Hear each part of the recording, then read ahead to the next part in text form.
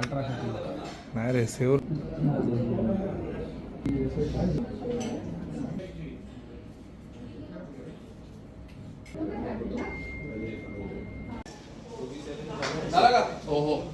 नाही मी सर्वप्रथम मुख्यमंत्री देवेंद्र फडणवीस आमच्या पक्षाचे नेते एकनाथजी शिंदे अजितदादा पवार यांच्या माध्यमातून जो निर्णय या गणेशोत्सवाच्या माध्यमातून राज्य शासनानं घेतलेला आहे की राज्य उत्सव म्हणून गणरायाच्या आगमनापासून 11व्या दिवसापर्यंत त्यांनी जाहीर केला आणि सर्वसामान्य जनतेलाही किंवा गणेश भक्तांमध्ये आनंदाचं वातावरण आहे. आमच्या घरी सुद्धा गेल्या अनेक वर्षापासून गौरी असतात, गणेशाची प्रतिष्ठापना होते आणि आमच्या गौरी म्हणजे मुंबई कोकणामध्ये गौरी असं म्हणतात, परंतु आमच्या विदर्भामध्ये महालक्ष्म्या म्हणतात. त्यामुळे ह्या महालक्ष्म्यांची स्थापना झालेली आहे. तुम्ही बघताय 2 त्यांची लहान मुलं सुद्धा या ठिकाणी आहेत आणि अशा पद्धतीने एकदम चांगलं कौटुंबिक वातावरण आमच्या घरी दरवर्षी असतं. सगळे नातेवाईक येतात, मित्रमंडळी येतात आणि आनंदामध्ये गणरायाचं आगमन होतं, गौरींचं आगमन होतं. त्याबद्दल सर्वांना खूप बरं वाटत असतं. सगळे कुटुंबीय एकत्र आल्यानंतर सगळ्यांना आनंदाचं वातावरण निर्माण झालेलं असतं.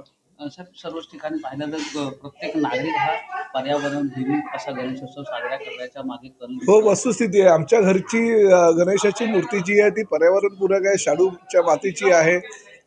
7 दिवस गौरीबरोबर त्याचं विसर्जन होत असताना आम्ही गौरींचं तर आम्ही विसर्जन करतच नाही. ह्या मुखवटे आहे ते तसेच आम्ही पुढल्या वर्षासाठी ठेवतो. पुढल्या वर्षी जेव्हा परत प्रतिष्ठापना करण्यात येते त्याही साफसफाई आणि काय पेंटिंग वगैरे असेल ती करून आम्ही परत ते मुखवटे बसवतो आणि गणेशाची मूर्ती ही शाडूची असल्या कारणानं आम्ही आमच्या सोसायटीच्या खालीच एक जो पंप असतो त्या पिंपामध्ये आम्ही विसर्जन करतो आणि ते जे पाणी आहे त्या सगळ्या सोसायटीमधील झाडांना वगैरे आम्ही देतो. त्यामुळे पर्यावरणपूरक वातावरण आमच्या घरामध्ये गेल्या अनेक वर्षापासून आम्ही करतो. साहेब एक वेगळा प्रश्न आहे. मनोज जरांगे घरी आहे, 4था दिवस आहे आंदोलनाचा आणि अजूनही आंदोलनावरच्या पवित्र्यामध्ये पूर्णपणे ठाम आहेत की आरक्षण घेतल्याशिवाय जाणार नाहीत. त्याचबरोबर सरकारची अजूनपर्यंत कुठल्या प्रकारची भूमिका यामध्ये नाही बघा, गेल्या 3 दिवसापासून त्यांनी उपोषणाला सुरुवात केली तेव्हापासून राज्य सरकारनं सुद्धा उपोषणाची वेळ वारंवार वाढवून दिलेली आहे. त्यांची विनंती तर तीच उपोषणाची वेळ आणि दिवस वाढवून देण्याची जी होती ती पण मंजूर केलेली आहे. आझाद मैदानावर जास्तीत जास्त जे मराठा आंदोलकांना सुविधा मिळाव्या, म्हणजे टॉयलेट्स आहे किंवा पाणी आहे, यासाठी सुद्धा राज्य शासनानं आणि खास करून मुंबई महापालिकेनं खूप प्रयत्न चालवले आहेत. चिखलाचं साम्राज्य आझाद मैदानावर होतं, त्यामुळे खडीही टाकली गेलेली आहे.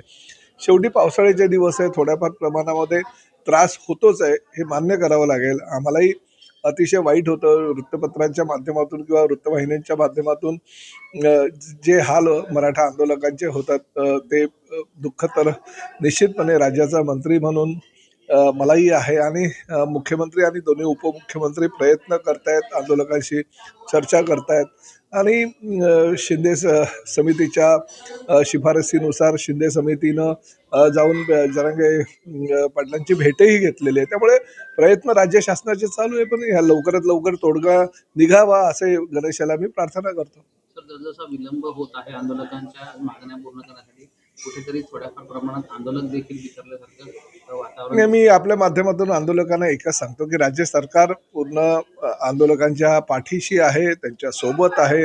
जरांगे पाटलांच्या ज्या आधी मागण्या होत्या त्या मुख्यमंत्री म्हणून एकनाथ शिंदे साहेब कार्यरत असताना त्यांनी बहुतांश मागण्या त्यावेळेस मान्य केल्या होत्या. ज्या काही शक्य आहे ते तर केलं होतं, परंतु कायद्याच्या